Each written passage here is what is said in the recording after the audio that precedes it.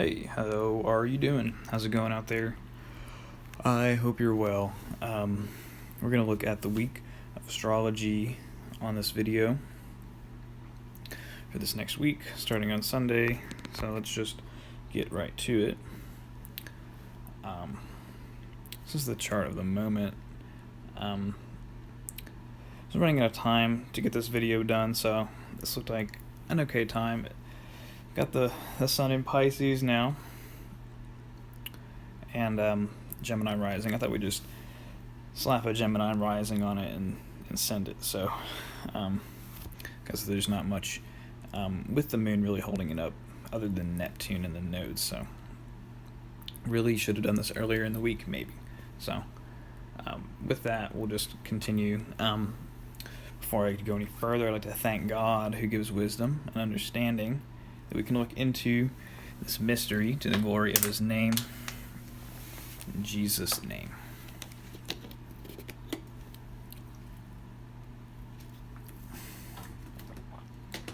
Hope you've been good out there. Not really the best time to be doing this, I guess, but this is the time that I have, and I like to get this done on Friday. So, all right. So this week is a little bit of everything all at once. It's kind of how I've been thinking about it with the moon. We have the moon in Libra, and then the moon in Scorpio, and then the moon in Sag and Capricorn this week. It's the end of the moon in Libra, and then all of those. And the moon is in a position where in Scorpio and in Sagittarius, but more so in Scorpio, really all three of them, where the moon will be making an aspect to every planet during its transit, especially in Scorpio. That really only applies there. So you can see that we have the planets in Capricorn, Aquarius, and Pisces now, and they're all quite spread out. So it's blending and mixing in a lot of different topics and energies that maybe we wouldn't want to be mixing together and blending together. And you'll see what I mean if you look here on Wednesday, when you have Venus and Mars both making a sextile to Neptune, as the moon is making squares to Pisces. So it ends up being involved with the moon, or should I say, everything with the planets is put onto the moon through its transits through the signs. So starting on Sunday morning, the moon is making a square to Venus and Mars, and is making a square to Pluto, and off that trine to Saturn. So it really does begin with an overly hot moment. You know, the moon in Libra wants to be diplomatic and kind of pleasant and surfacey, but Mars is right there as well. So the planet ruling the moon, Venus, is kind of burnt here, and it's under more restraints than probably is comfortable.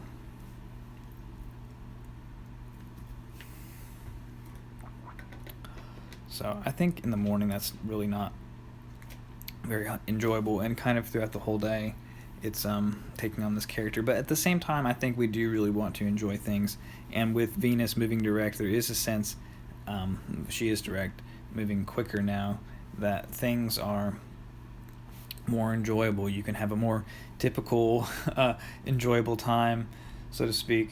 And Mercury, I'll go ahead and say, is moving fairly direct now, and I didn't look at it, but I think that he is about to cross the ecliptic, or has already crossed the ecliptic. And I was remarking to myself that it's really, at least the past couple times that I've been watching for this phenomenon, it's really this moment where Mercury crosses the ecliptic that the Mercury retrograde kind of goes away, and it's like as if it never happened. Things are back to normal clip, with ordinary life and so on. And it's even though Mercury isn't completely out of his shadow, meaning that those degrees of the zodiac that he crossed are still being recrossed by direct Mercury, but it is,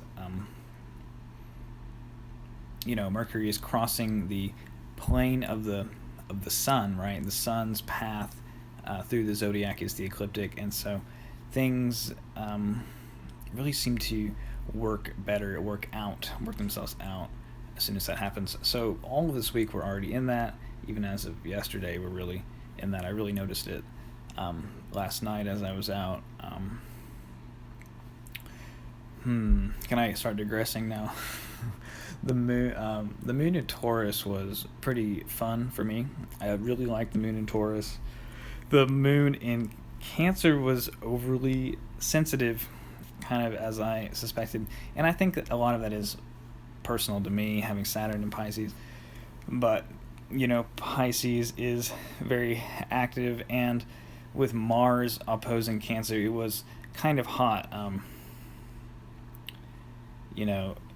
For me, the Mars transits since I've been in this Mars profected year have been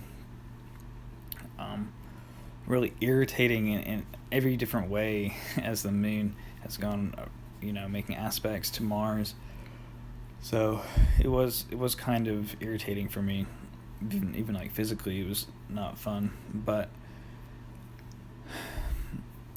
I don't know. I wanted to include this little section where I kind of at least think about the moon, because we don't really get an opportunity to really discuss what we've been talking about in terms of foreknowledge. So I want to at least mention it. But especially that full moon in Leo there was particularly erratic, right? Even the beginning of that moon in Virgo was pretty out there too, with the Mercury crossing the ecliptic plane and the moon being ruled by that Mercury. It's very relevant, it's very fresh, it's very real. People were jumping out of their seats to get something done with that. So yeah, I guess that serves for the review. I don't really remember what happened during the Mercury or the moon in Gemini time, so I guess we'll skip that. But that's a section I want to start including in this video, just to remind ourselves of what even happened that we were even concerned with. I'm going to keep digressing here. Sorry, you can,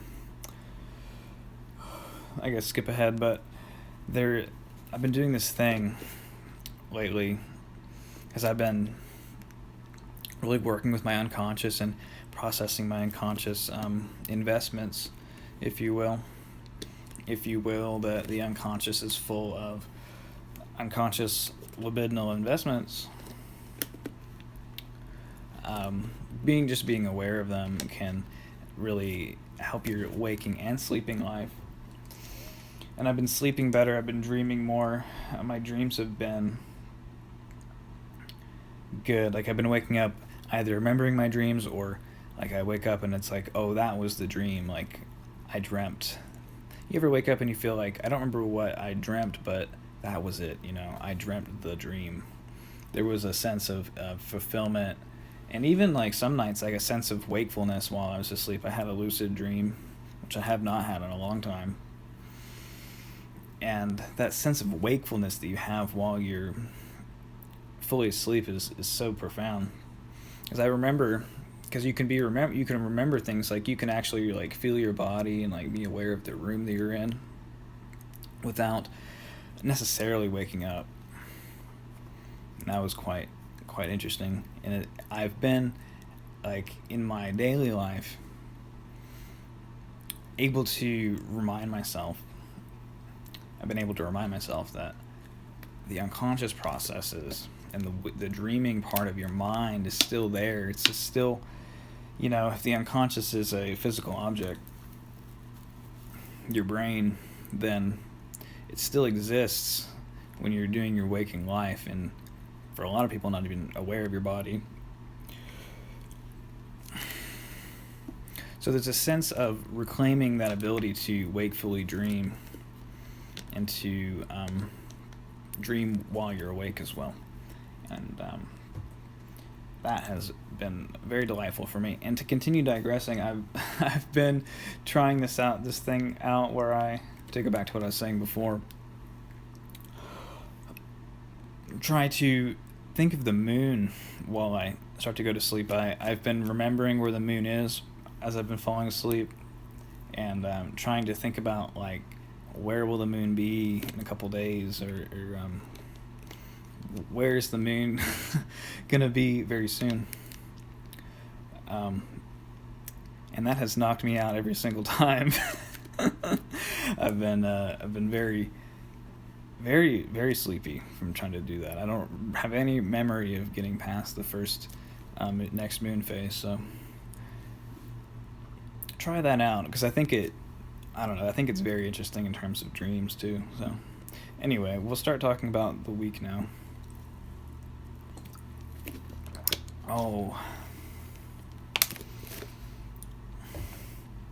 Okay, so the sun, we have the sun in Pisces, right? And then we just talked about kind of finishing up Sunday there with the moon in Libra.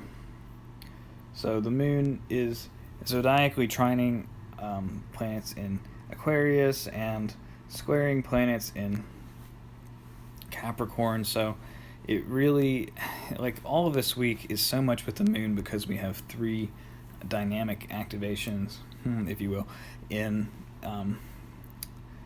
these signs that the moon is applying to. So the moon is applying the trine, the sextile, the square to all these different planets at different times. So I think the moon in Scorpio will be a little extra intense for a moon in Scorpio, although it will be in a good alignment with Mars, so it could be good. But I say that the rest of Sunday really has this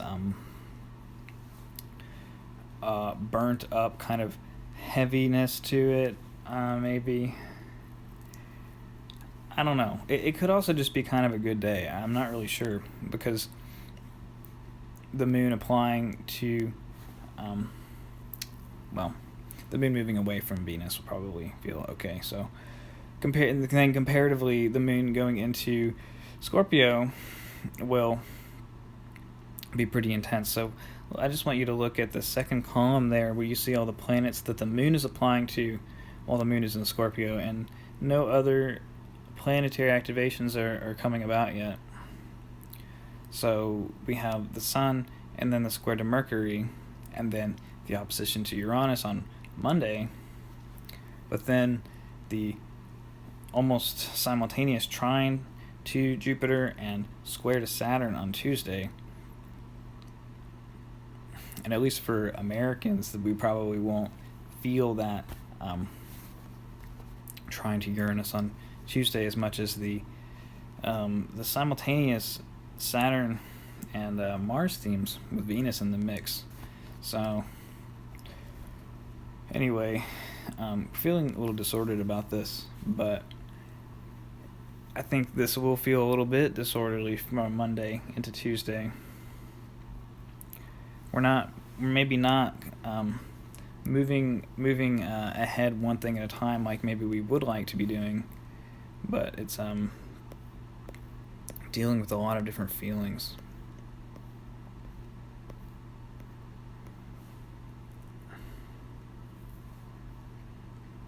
Oops.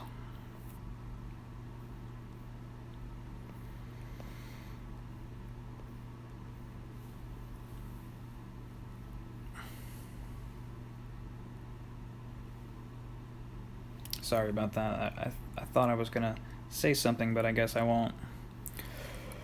Alright, so the moon on Monday will be in Scorpio immediately, and making a trine to the sun, and making a square to Mercury. And I don't think this is necessarily all that rough, really, because, I mean, the moon is,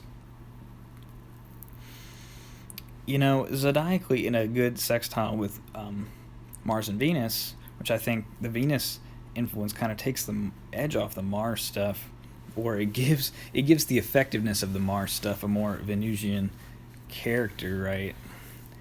And I'll digress here in that during that Mars in Libra, Kazemi time, where we had the Mars in the heart of the sun, which only occurs every 2 years or so, I think.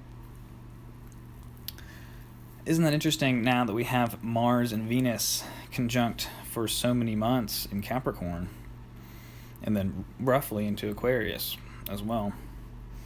The Mars has this Venusian element to it, where even though Mars in Capricorn can be more about standing firm and having a solid foundation, where the activity kind of is at the surface even. And I think the Mars in Libra activity can be kind of at the surface, but it can be standing your ground even passively from a firm foundation being more powerful than perhaps other expressions of Mars, or Mars in Capricorn on its own.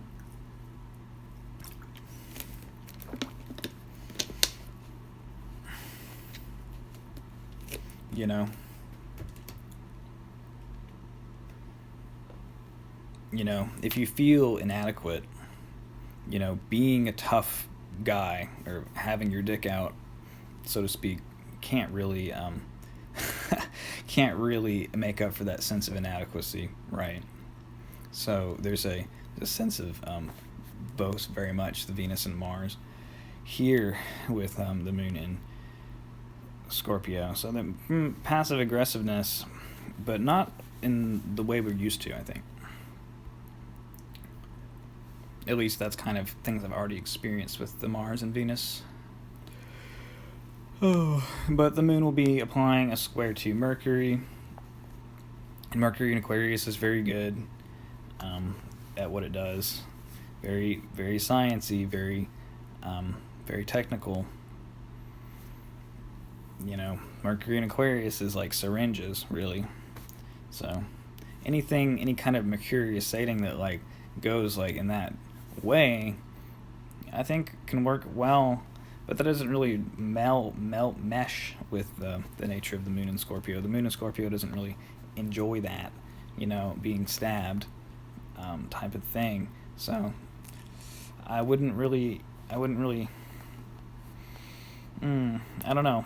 I guess if you are going to be doing some mercurial things, kind of know that this is kind of the character of the way Mercury is kind of like being pushed through the tube, so to speak. And it is quite different with this is that hit of Mercury on Uranus here, which is quite dynamic and hasn't even perfected yet. So it really, I don't know, we kind of feel kind of what's to come there, for sure. I gotta say, on Thursday, that Jupiter, I'm talking about this previous Thursday now, when the moon was in Virgo, I think, when Jupiter perfected that sextile to Uranus, I felt that was very real for me. I received a kind of favor from God that I was looking for, that I was praying for in Jesus' name. Something broke through there for me to create something new in my life. So I'm very grateful, thank God, that He has opened that channel for me of that favor, which is a new thing for me. So there's a sense where we're coming up with that energy here, with Uranus and the unexpected changes that can come about through that. But we're kind of like on the other side of it. The moon in Scorpio probably, is already kind of feeling enough of the heat here, I think. I do like that the moon in Scorpio is at the trine to the sun in Pisces, because the sun in Pisces is very different than having the sun in Aquarius put light on the moon. It's really like we're through the Saturnian part of the year, so to speak, or we're definitely like in the finishing of that and moving into the, I guess, the more Sun, Mars part of the year, right? We're kind of like in between that, and with the moon getting that light from the sun with a dignified Jupiter, I think it does feel okay. I think it feels good. It's just a lot of feelings. It feels. So enough for Monday. Moving on to Tuesday. Probably the moon in Scorpio squaring Saturn and making a sextile to Venus and Mars. It's got something bad for everybody there. But for some people, it's just like making sure like what you do accords with the time and the structure and like the amount of energy you have, and how it can be very neat and clean in a way. And it gets kind of dreamy, it looks like. And it looks like this moon trying to Neptune, it doesn't really, it kind of foreshadows like kind of the other Neptune stuff that comes in the middle of the week here. I'm sorry we're going to just kind of blow past Tuesday there, but we've already overdone it. So moving on to Wednesday, the moon moves over the south node in Scorpio. So kind of like through Tuesday, like into the evening, like it takes on this like weird eclipse energy, as we all know. And there's a sense of like building what's to come, of like what we're going to be letting go of, and kind of maybe like the surface of that becoming more clear, towards the evening on Tuesday. And then on Wednesday, the moon moving into Sagittarius really is a totally different tune. So the moon is getting that light from the sun in Pisces. The moon is making that, losing light, that aspect to the sun, waning. And Mars is in a sextile to Neptune. So the moon really isn't dealing much with that, but it's kind of like going in the background. The moon, let's see, we'll advance it. So the moon is averse to that Capricorn house right now. So there's a sense of like our activity being like spiritualized or confused. And, I don't know, the Mars, Venus in Capricorn, like it very much like is like a beautiful like cherry picker machine, you know what I mean? Like those trucks that have like the cherry picker thing, it goes up and down where they work on trees, and also the like light poles or electricity poles and such. It's functional, but it's also like a nice one. It's like a a Hitachi one, if that's if I'm remembering that correct, and it's there, but the moon isn't really it's not really dealing with it right now. So the moon is in a square to the sun, so I think we're really feeling free, like the luminaries are free from Saturnian influence here. It's like not even making an aspect to it, and if it is, it's this building sextile to it, so it feels good. And I think if the moon in Scorpio was overly intense, it really could be dealing with the emotions, but it's less about the pain of the emotions, or like being wounded, but like actually like moving forward with things in a way that kind of will bring things to a close. With Jupiter there, and also the final square of the sun to the moon, it is more about being aware of what's going on, and probably pretty spiritually speaking too. But as we go into Thursday, so finishing up the night on Wednesday, there is this sense of things like the mercurial stuff like really working well now. The moon is held up in a good way with Jupiter in Pisces, the moon in Sagittarius, and there's a very good harmony there with those things, if it is a little maybe excessive. But as we go into Thursday morning, the moon is in a square to Jupiter,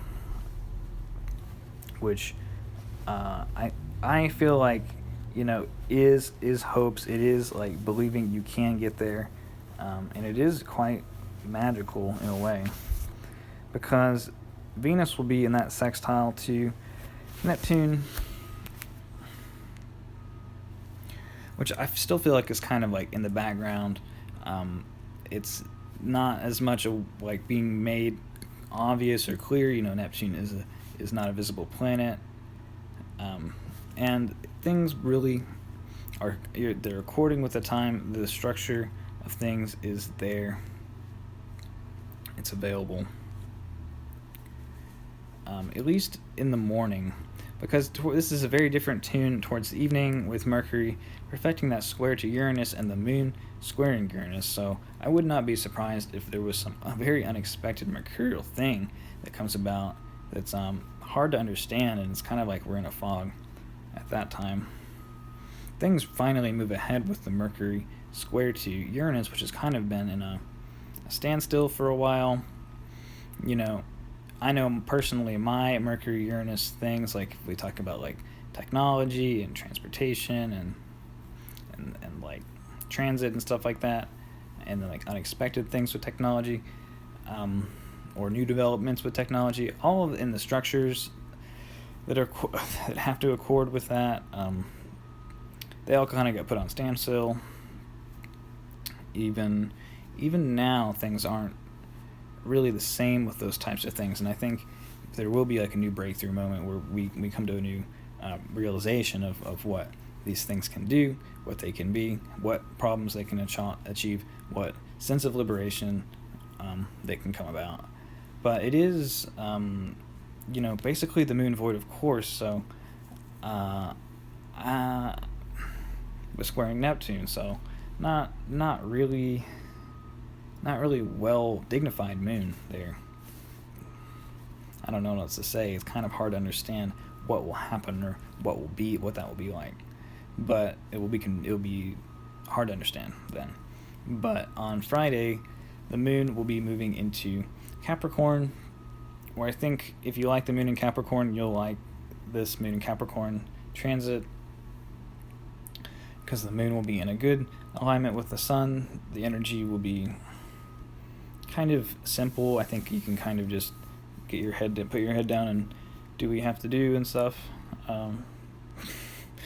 Probably, let's see, let's actually look at this one on the chart. Maybe something else will come out, because the Venus and Mars have just made the sextile to Neptune, and the moon is co-present with them. So these things have been on the back burner.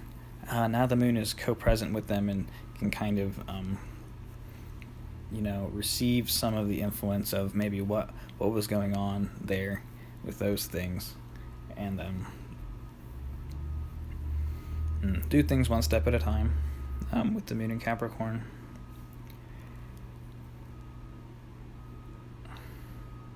Now, not to romanticize the moon in Capricorn too much, because the moon in Capricorn for the moon is like like the bars of a castle, so it's not great for the moon. It's good for Mars. I was thinking about this, like Mars is exalted in Capricorn because Capricorn is like the wall. Like if you build a city wall, what will you do with that wall? Well, for one thing, you can engrave a wall. You can actually engrave in like beautiful artwork and stuff into a wall. But the Mars, that's like the Venus side, but the Mars side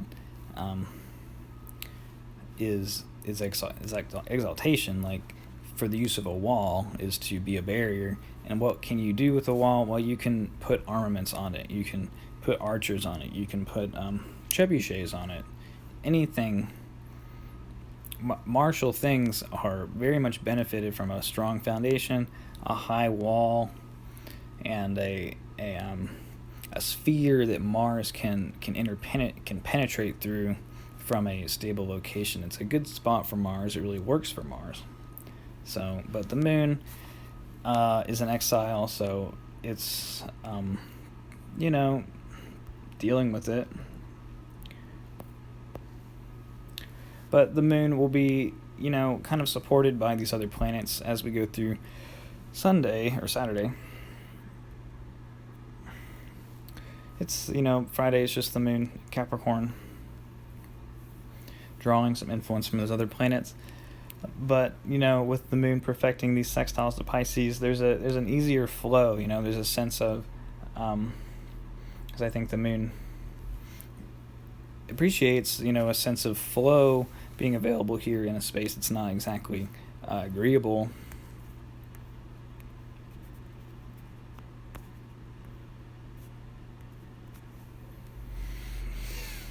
Okay, and then the moon finishes those aspects.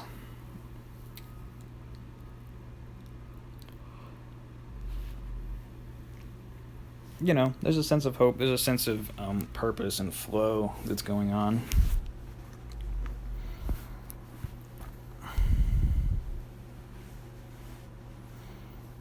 I wonder what this will be like kind of in the context of being after what happens on Thursday and Friday, though. I mean, Wednesday and Thursday, oh my gosh. I don't know, kind of just like things going smoothly is kind of better than things being really, confused or washed out.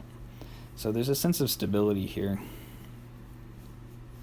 But I wonder about it because the Saturn-Neptune stuff is going to only become more prominent. We're going to have Saturn-Neptune-ruled moons for years. So it's going to be interesting times with the Capricorn and Aquarius houses.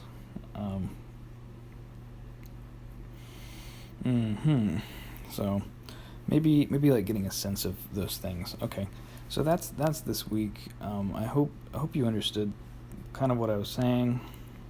I hope you understood precisely what I was saying. Hope you have a good week. I really appreciate every one of you that watches my videos, that subscribes to my channel. I saw that I'm pretty much like holding 30 subscribers right now, which I think is great. I think 30 subscribers is a great number. Glad that you're all here. Very grateful, and I pray that God will put his hand on all these things to the glory of his name, in Jesus' name. So have a good week, and I hope to hear from you soon. Bye.